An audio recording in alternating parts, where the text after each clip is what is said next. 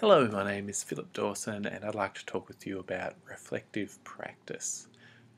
So we'll start off by revising reflective practice. You know stuff about this already. We'll define reflective practice because it's a bit of a vague term people throw around a lot. We'll look at the evidence for reflective practice. Is it even a good idea to do reflective practice? We'll look at a couple of models of reflective practice.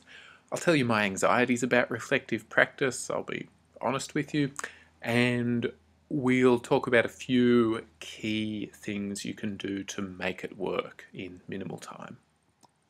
So you've probably seen Rolfe's minimal model of reflective practice. It's a simple iterative model. What's happened? So something happens in the classroom that makes you notice or think. So what? What does this mean? Why is this important? Why is it good/bad? And now what? What am I going to do differently or the same as a result of this? A pretty basic thing you probably do already without thinking of it as Rolfe's minimal model of reflective practice. And there is much research that shows that reflective practice leads to better learning. Great.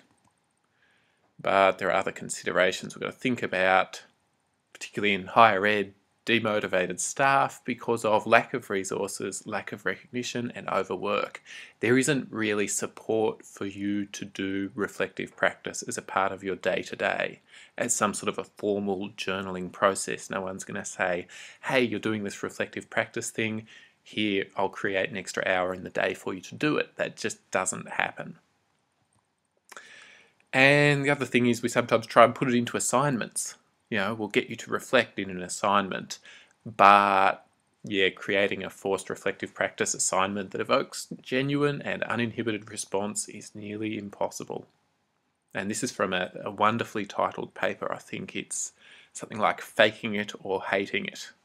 And in my experience of doing reflective practice assignments in my own studies, I was either doing one or both of those, either faking the reflective practice or hating it. I was able to fake it pretty well quite often. But what do we mean by reflective practice? There's lots of definitions. We're going to go with Bowd's definition. We're just going to say it's a generic term for those intellectual and affective activities in which individuals engage to explore their experiences in order to lead to a new understanding and appreciation. The intellectual and affective is important there. It's not just a thinking thing, it's a feeling thing. Often for me in my own informal reflective practice, it's actually a feeling sort of trigger after a class rather than a thinking thing. I walk out of class and I feel bad. I feel unsure. I feel like something went wrong. And it's actually that sort of triggers me into the more intellectual thinking, sort of analytical what went wrong. So we're using intellectual and affective activities to explore experiences, lead to a new understanding and appreciation, and yes, reflective practice is what we'll call that. It's also really similar to self-regulated learning. If you've seen me talk about self-regulated learning or read about it, then you'll see a lot of similarities there. And this is okay. I'm happy for us to think of reflective practice and self-regulated learning as similar connected things. I'm even happy for us to just think about it as being human. I like to think I do a lot of these things just because I'm a human being. My cat does not do these things. My cat learns in more of a behaviourist sort of way. Something happens, he gets hurt or gets put into the bathroom because he bit me or something. Hopefully he's learning not to do that again, but there's not a lot of reflection, analysis, thinking, feeling involved. It's somewhat more of a mechanical behaviouristy thing because he's a cat. Now I love my cat a lot and I'd like to personify him or whatever, but he's a cat, I'm a human. I engage in some of these reflective practice things just from being a person.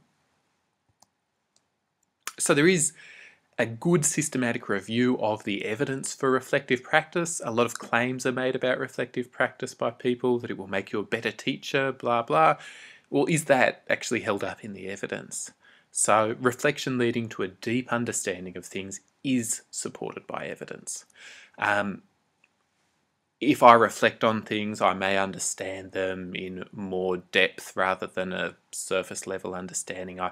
If I take the example of my lecturing, reflecting on it is going to give me a deeper understanding of lecturing, this thing that I do, but it won't necessarily lead to more self-understanding, understanding myself as a person.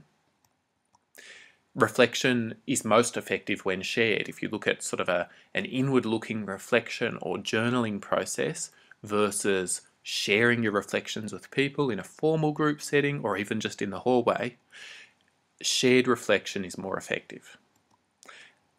But reflection resulting in better outcomes for students or patients or clients or whoever it is that we're working for, that's not necessarily supported by evidence in Mann et al.'s systematic review.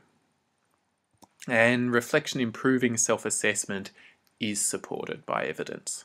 So if you want to know if you are actually a good lecturer, reflective practice is likely to help you out there.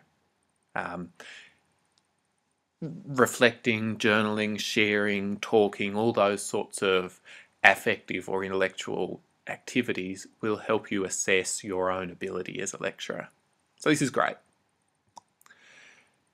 Now, I'll go through a couple of types of models of reflective practice. There are so many models of reflective practice. As you've probably figured out, I don't think it's something super sophisticated we should care a lot about.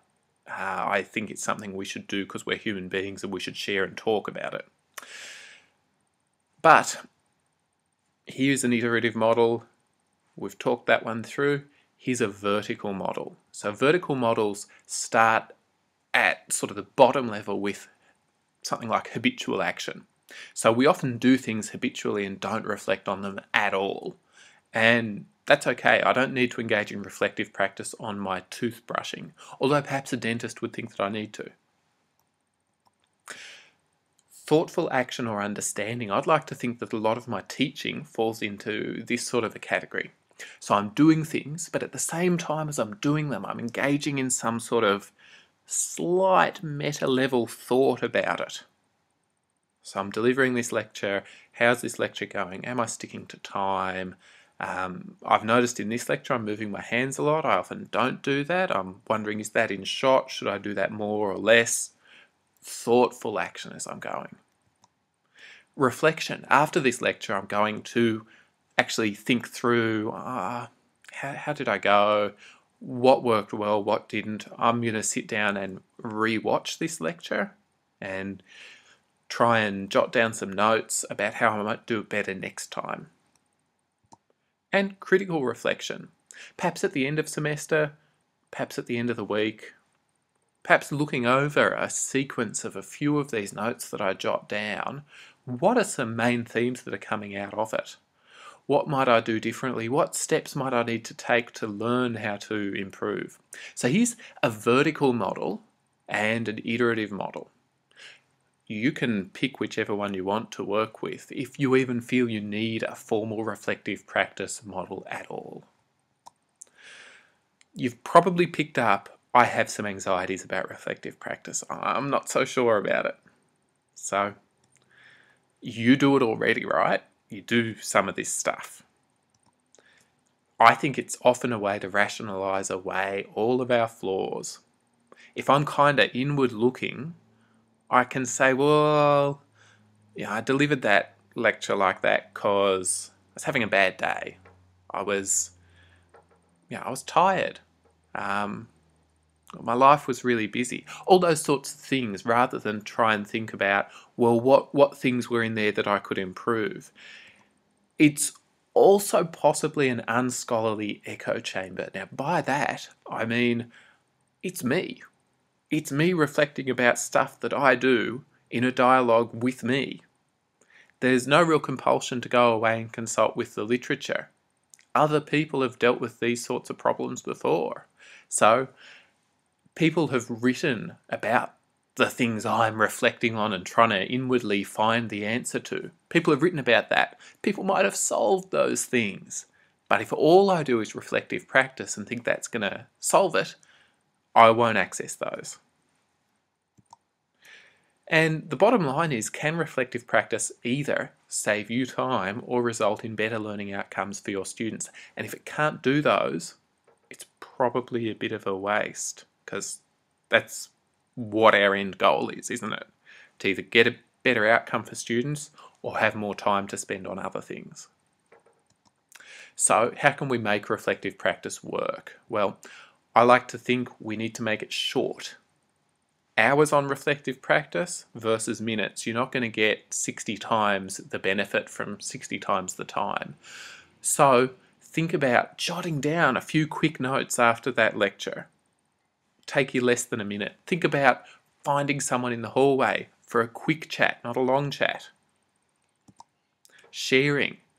So the hallway chat, the staff room chat, even the chat with students about how did class go afterwards. We know that that is evidence-based, that reflective practice works best when shared. Structured. Perhaps have a bit of a pro forma. Even if all you got is a piece of paper with a line down the middle for the good, the bad. Worked, didn't work. Ideas for improvement. Some sort of a structure can help you be even more efficient with it. And be scholarly. Find things that are consistently difficult and don't make it that echo chamber. Consult with the literature and try and find out how you can improve. Consult with colleagues and find out how you can improve. I think one of the best places for this is in peer learning groups. You can get together with people and discuss these sorts of issues. So that's why I like to use a lot of peer learning practice in my own teaching. And it's why when I have something that's happened in my teaching and I'm not so sure about it, I get together with a group of colleagues and talk it out. I'd like you to try the same sort of thing this week. Thanks a lot.